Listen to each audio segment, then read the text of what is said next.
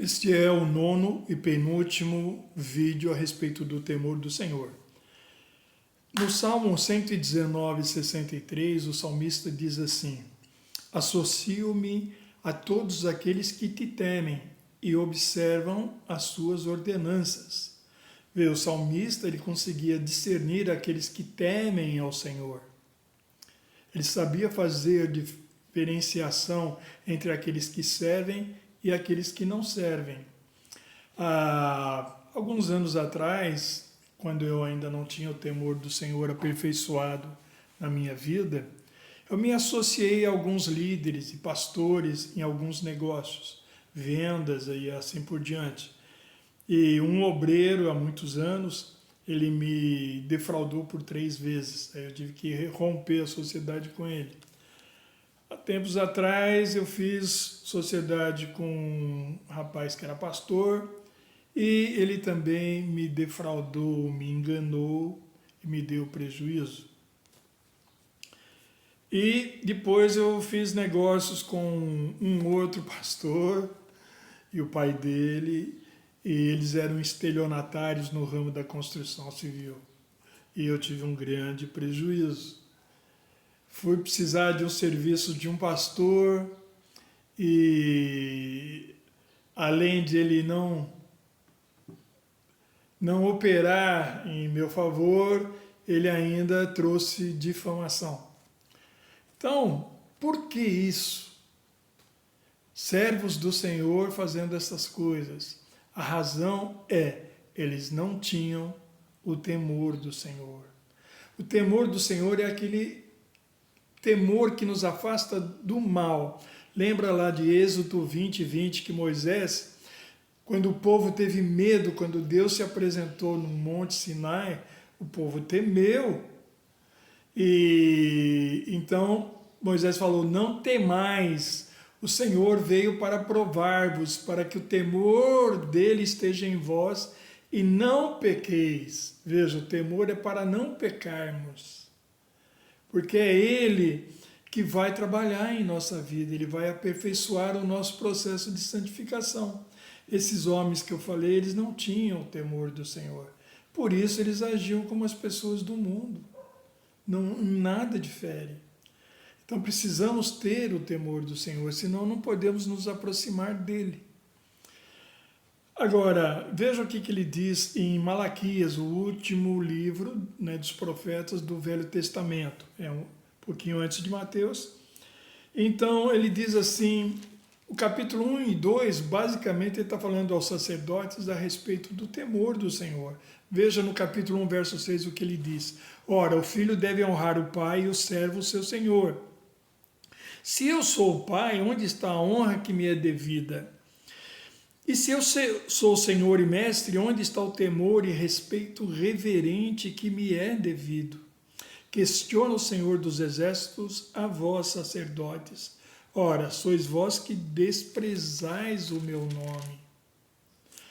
Agora no capítulo 2, verso 1 e o comecinho do 2. Eis que agora dirijo esta advertência contra vós, ó sacerdotes. Se não me ouvirdes com toda a atenção a fim de honrar o meu nome, na Bíblia Jerusalém está, se não levar a sério dar glória ao meu nome. Lembra que no vídeo número 1 do temor do Senhor, eu falei que uma das coisas que eu aprendi daqueles que têm o temor do Senhor é que eles levam muito, muito a sério a sua palavra. E aqueles que não têm o temor do Senhor não levam muito a sério a sua palavra. Eles são tidos como os escarnecedores, entende? Olha só, temos que entender a profundidade destas palavras. Continuando, no verso 5, a minha aliança com os sacerdotes, os descendentes de Levi, foi uma aliança de vida e paz, que na verdade lhes dei para que me temessem. Levi me respeitou com amor reverente. Temeu o meu santo nome. A verdadeira lei estava em sua boca, e nenhuma falsidade, nenhuma hipocrisia, nenhum engano achou-se em seus lábios. Ele andou comigo em paz e retidão, e assim seus sacerdotes ajudaram muitas pessoas a deixarem os caminhos do mal, os caminhos trevosos, tortuosos, os caminhos da injustiça. Eles deixaram por causa da lei verdadeira que estava em sua boca, eles puderam ensinar a muitos. Aí continua, verso 7. Os lábios do sacerdote devem guardar o conhecimento, e da sua boca os demais seres humanos devem procurar a instrução da Torá, da lei. Porque ele é o mensageiro do Senhor dos Exércitos. Entende?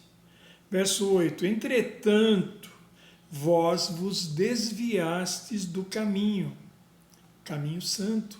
Os sacerdotes haviam se desviado. E fizestes tropeçar e cair a muitos por meio do vosso ensino. Veja. Eles quebraram a aliança que Deus fez com os levitas. Assim adverte o Senhor. Então, meus irmãos, você vê, sacerdotes são servos do Senhor que devem ensinar a lei perfeita, a lei que é aquela que vem do alto, a verdadeira lei. E quando uma pessoa não anda com o Senhor, então ela vai tropeçar e fazer os outros que a ouvem tropeçar também. Continuando sobre isso, você vai ver no próximo livro, que é o Mateus, já o primeiro do Novo Testamento, no capítulo 24, 45, e veja o que Jesus fala. Sendo assim, quem é o servo fiel e sábio? Outra versão diz fiel e prudente, a quem o Senhor confiou os de sua casa, os servos da casa, para dar-lhes alimento no seu devido tempo, a ração no devido tempo. Então nós somos mordomos que deveremos dar a palavra vinda da boca de Deus aos conservos da fé, a família da fé. Amém? É o mesmo que sacerdote. Aqui no Novo Testamento são servos, são os mordomos do Senhor. Falando ainda sobre isso, você vai ver lá que em 1 Coríntios capítulo 4, verso 1 e 2, Paulo vai complementar isso que o Senhor está falando. Portanto, todas as pessoas devem nos considerar servos de Cristo, encarregados dos mistérios de Deus. Que quer dizer? Mistérios são aquilo que está oculto, é a sabedoria de Deus que está oculta em Cristo. E só aqueles que têm íntima comunhão com o Senhor recebem a revelação desses mistérios. E quando eu recebo a revelação, eu recebo vida. É o alimento, é o pão que desce do céu, lembra? Ninguém viverá de pão, o homem não viverá só de pão, mas de toda a palavra que procede da boca de Deus, procede estar no presente. O pão é diário, todo dia eu tenho que ter um pão presente. É o pão da presença do Senhor na minha vida. Eu me alimento deste pão e me fortifico, eu me robustecer nele, entendeu? Por esse alimento espiritual. E, tendo esta revelação, eu compartilho com os outros irmãos. Então, eu sou um servo que está obedecendo ao Senhor. Verso 2. Além disso, o que se requer de todos aqueles que têm essa responsabilidade é que vivam fielmente. Se eu não for fiel, eu vou tropeçar e fazer os outros tropeçarem. Então eu tenho que me manter fiel. Por isso eu tenho que me manter santo para santificar aos outros. Entende isso? Eu tenho que comparecer à presença do Senhor. Lembra lá em Isaías 26, 10, de fato, se o ímpio receber graça, favor imerecido, um novo nascimento, sem que aprenda a palavra da justiça, mesmo na terra da retidão, ele ainda assim praticará o mal sem ver a majestade do Senhor. Ele não via a majestade gloriosa do Senhor, ele não via o Senhor, só os puros de coração é que verão a Deus. Nós precisamos ter o coração purificado para vê-lo. Aí quando vemos, nós recebemos a vida, entendeu? Mas para isso precisamos ter o temor do Senhor. Aqueles homens que eu acabei de falar não tinham temor do Senhor, então eles tropeçavam. Eles não eram nada diferente das pessoas do mundo. Eles haviam recebido a Jesus, mas não era submisso ao soberano Senhor. Entende a diferença? Então, continuando Paulo a falar a respeito dessas coisas, no capítulo 1 da primeira carta a Timóteo, no verso 12, ele vai falar que o Senhor o fortaleceu e o teve por fiel, pondo-o no ministério. Paulo foi provado, ele foi fiel. E porque ele foi fiel, então Deus, o Senhor, o colocou no ministério. E nós a mesma coisa. Você vai ver agora que ele vai falar na segunda carta, né, a Timóteo, no capítulo 2, verso 15.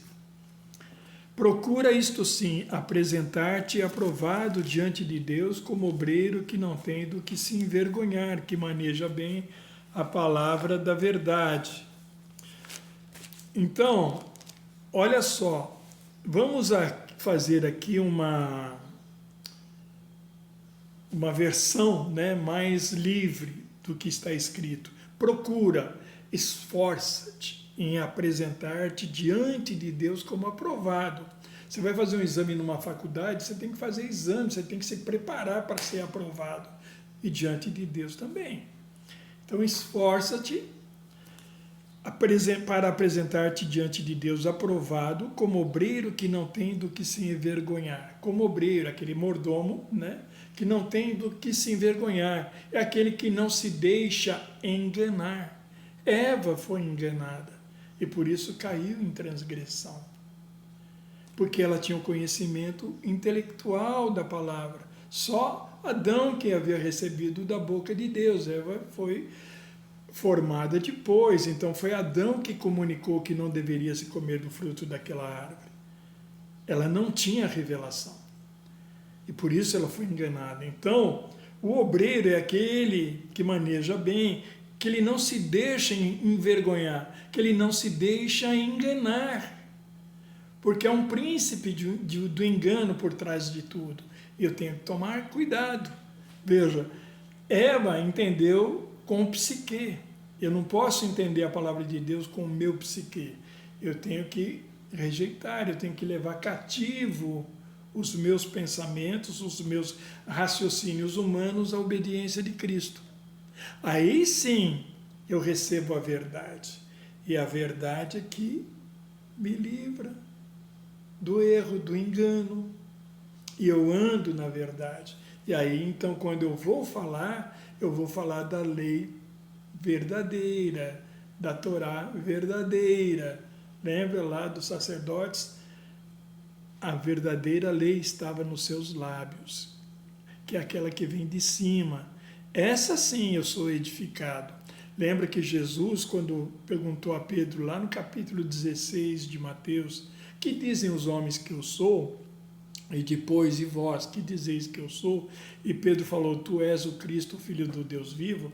E Jesus falou, bem-aventurado és tu, Simão, filho de Jonas, porque não foi carne e sangue que te revelou, mas meu Pai que está nos céus. E é sobre esta pedra que eu vou edificar a minha igreja. Pedra, nesse sentido aqui, é a revelação. São aqueles tijolos que são colocados no edifício. São as revelações. Por isso o inferno não irá prevalecer. Jesus tem ali a figura de Isaías 28, 15 e 16, que eles se refugiaram na mentira, no engano e na falsidade. Então, Jesus vai varrer o engano e a falsidade. Então, as portas do inferno, que é do engano, da mentira, da falsidade e da hipocrisia, não vão prevalecer como prevaleceu com Eva. Entendeu? Este é o sentido. Até a próxima. Na próxima eu encerro com o último vídeo a respeito do temor do Senhor. Até a próxima, em nome de Jesus.